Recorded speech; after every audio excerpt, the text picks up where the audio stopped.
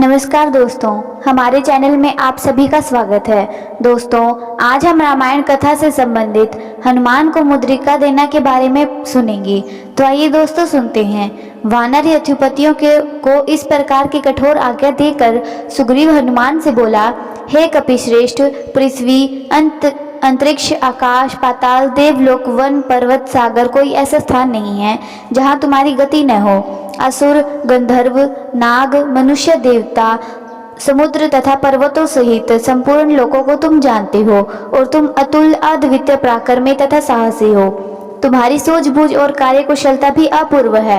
यद्यपि मैंने सीता जी की खोज के लिए सब वानरों को आदेश दिया है, परंतु मुझे सच्चा भरोसा तुम्हारे ऊपर ही है और तुम्हें ही पता लगाकर आना है। सुग्रीव का हनुमान पर इतना भरोसा देखकर राम बोले, हे हनुमान, सुग्रीव की भांति मुझे भी तुम पर विश्वास है कि तुम सीता का पता अवश्य लगा लोगे। इसलिए मैं तुम्हें अपने नाम से सुशोभित अपनी यह मुद्रिका देता हूँ। जब कभी जानकी मिले तो तुम यह मुद्रिका दे देना। इसे पाकर वह तुम्हारे ऊपर संदेह नहीं करेगी, तुम्हें मेरा दूत समझकर सारी बातें बता देगी। राम की मुद्रिका लेकर हनुमान ने अपने मस्तक से लगाया और सुग्रीव तथा श्री राम के चरणों को स्पर्श कर वानरों की सेना के साथ सीता की खोज के लिए निकल पड़े। शेष वानर भी सुग्रीव के निर्देशानुसार भिन्न भिन्न दिशाओं के लिए चल पड़े। उन्होंने वनों, पर्वतों, गिरिकंदराओं, घाटियों, ऋषि मुनियों के आश्रमों, विभिन्न राज्यों की राजधानियों, सागर द्वीपों, राक्षसों, यक्षों, किन्नरों के आवासों आदि को छान मारा, परंतु कहीं भी उन्हें जनक नंदिनी सीता का पता नहीं मिला। अंत में भूख प्यास से व्यथित होकर, उत्साहहीन हो, निराशा के साथ एक स्थान पर बैठकर अपने कार्यक्रम के विषय में विचार विमर्श करने लगे। एक यदुपति ने उन्हें संबोधित करते हुए कहा, हमारी उत्तर, पूर्व और पश्चिम दिशा का कोई स्थान नहीं छोड़ा।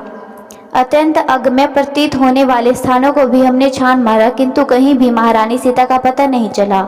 मेरे विचार से अब हमें दक्षिण दिशा की ओर प्रस्थान करना चाहिए। इसलिए अब अधिक समय नष्ट न करके हमें तत्काल चल देना चाहिए। यथुपति का प्रस्ताव स्वीकार कर सबसे पहले यह दल विंध्याचल पर पहुंचा। वहां की गुफाओं, जंगलों, पर्वत शिखरों आदि सभी स्थानों को छान मारा, किंतु जनक नंदिनी सीता के उन्हें दर्शन नहीं मिले। विंध्य पर्वत के आसपास का महान देश अनेक गुफाओं तथा घनी जंगलों से भरा था, इसलिए वहां जानकी जी को ढूंढने में अत्यंत कठिनाई का सामना करना पड़ा। इस प्रकार से जानकी जी की खोज के लिए सुग्रीव के द्वारा दिया गया समय व्यतीत हो गया। समस्त वानर पूर्णतः निराश हो गए और सुग्रीव के द्वारा दिए जाने वाले दंड के विषय में सोचकर अत्यंत भयभीत भी हो गए। उनकी निराशा और भय को देखकर महाबुद्धिमान अंगद ने कहा, निराश और भयभीत होने की आवश्यकता नहीं है। यदि हम सभी वानर अभी भी प्रयत्न करके जानकी जी की खोज कर लेंगे तो महाराज सुग्रीव प्रसन्न ही होंगे। कर्म का फल अवश्य ही मिलता है, अतः खिन्न होकर उद्योग को छोड़ देना कदापि उचित नहीं है। राजकुमार अंगद की बातों से उत्साहित होकर वानरों ने जानकी जी की खोज के लिए पुनः उद्योग करना आरंभ कर दिया। वहां के अत्यंत भयंकर तथा सुनसान जंगलों में न तो पानी मिलता था और न ही किसी प्रकार के कंद मूल फूल भी मिलते थे। मनुष्य का तो नामो निशान तक दिखाई नहीं देता था। वह अन्वेषण कार्य बहुत ही कठिन था और वानरों को वहां अत्यंत कष्ट सहना पड़ा। समस्त वानर भूख प्यास से व्याकुल होकर वहां घूम रहे थे तो उन्हें एक गुफा दिखाई पड़ी। वह गुफा यद्यपि अंधकारमय थी, किंतु उसमें हंस, सारस और जल से भीगे हुए चकवे निकलते हुए दृष्टिगत हुए। उन जल से भीगे हुए पक्षियों को देखकर हनुमान जी ने अनुमान लगाया कि अवश्य उस गुफा के भीतर जल का स्रोत है। हनुमान जी की सलाह के अनुसार समस्त वानर उस गुफा में प्रवेश कर गए।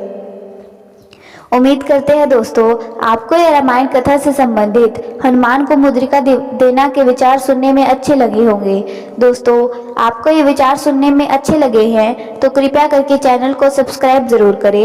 इसी के साथ विदा लेते हैं दोस्तों। कल फिर रामायण कथा का इससे अगला भाग लेकर हाजिर होंगे। तब तक सभी दोस्तों को जय श्री राम जी।